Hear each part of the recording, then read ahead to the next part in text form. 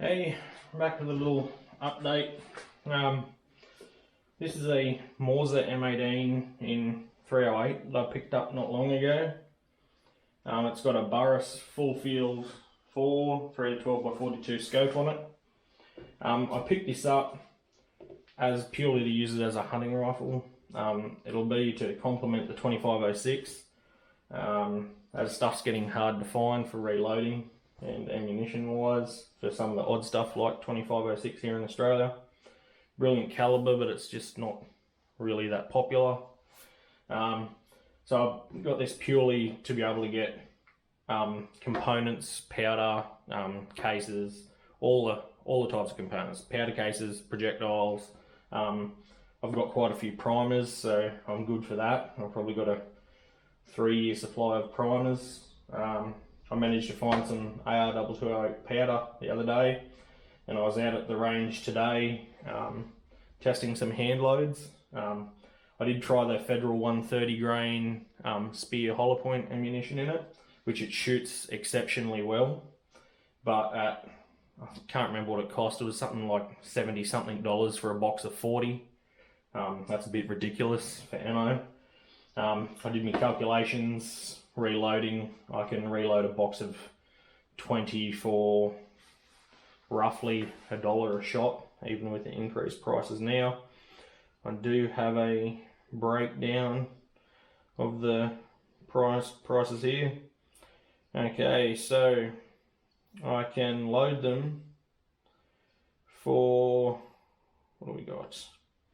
I can load a packet of 20 for $20.40. That includes primers, powder cost, projectile cost. That doesn't include case cost because my cousin also has a 308 and he had a heap of once fired Winchester brass. So I processed that brass up after I got it off him, cleaned it, tumbled it, sized it. When I sized it back to basically the maximum that the sizing die will size to, like down to.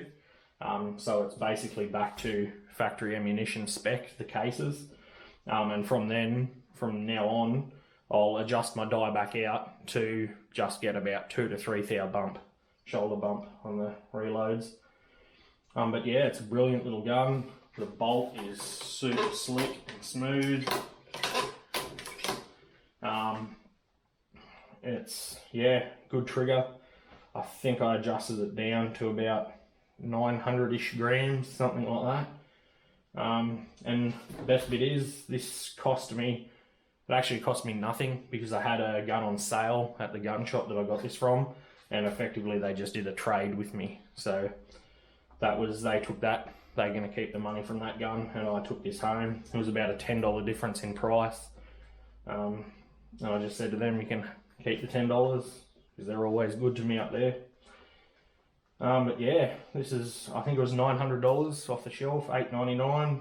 The only thing I wish is I got a stainless version, but they had none in stock and he couldn't tell me when they were going to get them.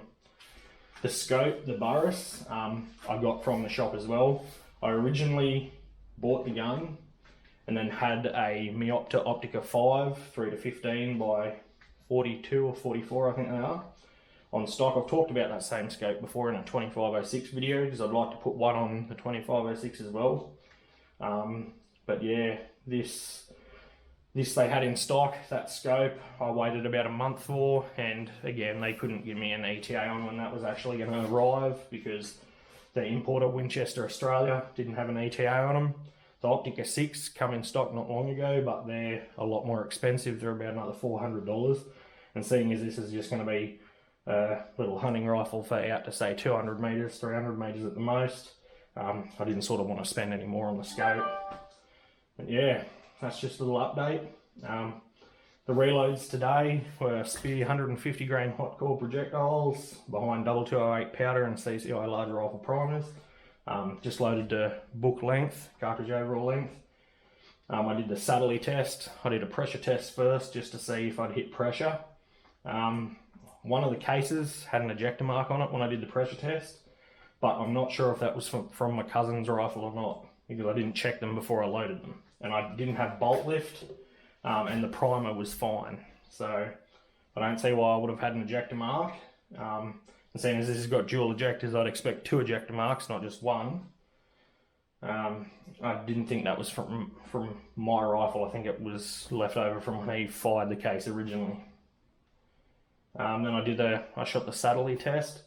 I think I started at 45 grains and went up in 0.2 grain increments to 47.4 grains of 2208, which is 0.1 grain less than the book max. I found a node down at 45.4 to 45.8 grains. So technically I found a node within 5 rounds, which is good. And that node had a maximum of 12 feet per second spread, which is pretty good for a hunting rifle. And it was 2,700 feet a second to 2,712 feet a second, which for out to 200-300 meters is fine. For 150 grain, it'll knock stuff over all day long. But yeah, I didn't find a node further up, and I actually got pressure on one of the rounds, which was strange because I got heavier bolt lift. I don't know if there was a bit of grease or something on the case which caused higher pressure, because the rounds above that didn't have any pressure signs. And by above that I mean more powder in those next cases. Never had any pressure signs whatsoever. Again, the primer on that case was fine. There was a slight ejector mark on it, but again, I don't know if that was from my cousin's rifle originally, but I had slightly stiffer bolt lift on that case. But yeah, apart from that, the test went fine, and now I've got to load some more rounds up to confirm the node that I did find. But that's a quick little update. I'll be shooting this. This is, for the price, an excellent rifle. I would recommend these over, and this comes with a 5-shot factory magazine. The trigger is excellent. The bolt's really smooth and good. It's only 100 grams heavier than a Tikka T3X Lite. I believe it's 100 grams, something like that, very roughly. The only thing I don't like is this butt pad wiggles. So the Mauser M18 is basically made by Mauser, and Sauer. They're all a combined group. The Sauer 100 is basically the exact same rifle with slight aesthetic differences. Has a different stock, which is it is stiffer internally, because I've seen reviews of it, and having seen this after I've taken it out of the stock and the reviews of the Sauer stock, the Sauer does have extra support braces going up from the action screw to the tip of the stock. But this stock is very rigid. Like when I had it out of the stock, I could not twist it in my hands. I'd say it's actually probably stiffer than a Tikka factory stock. But the Sauer 100, they had in the shop, and I did shoulder both of these before I decided to go with the Mauser. The Sauer was a 270. Like I said, this is a 308. The Sauer, the stock shape is different. So they have a different shape stock. They have a different bolt shroud, they have a different bolt handle, but the trigger is basically the same. Magazine is identical, works in either one. Mounts are the same both ways. The barrel threads into the action the same. They do have that is a threaded barrel, not a press fit barrel like the other Mausers and Sauers, but it does have a spacer in there, I believe. But any standard gunsmith can rebarrel one of these. Whereas the Mauser M12 and up series is a pain because they're a press fit barrel, and same with the Sauer rifles. But the Sauer, once you get into the Sauer S404, they're a multi-barrel rifle, so they have a different system altogether where you can just take barrels in and out very easily and quickly. Yeah, but between this and the Sauer just did not feel as good to shoulder. It seemed to point differently to this, whereas this, when I bring it up to the shoulder, it points perfectly, much the same as a Tikka.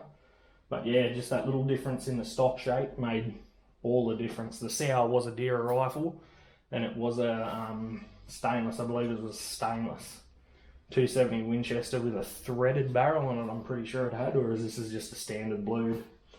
The only thing I wish I could have done, like I said before, was get this in a stainless version, but they didn't have any at the time.